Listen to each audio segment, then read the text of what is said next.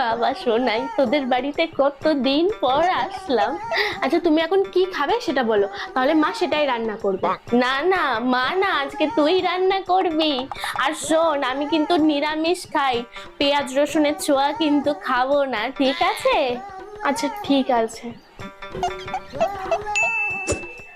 এই নাও ঠাম্মি।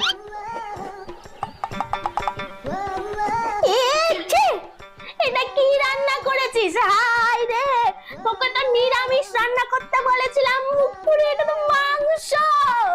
মাংস কেন রান্না করেছিস?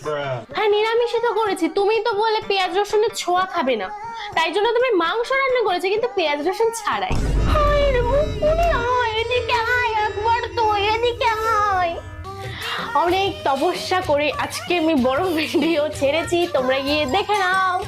দেখে নাও তাড়াতাড়ি।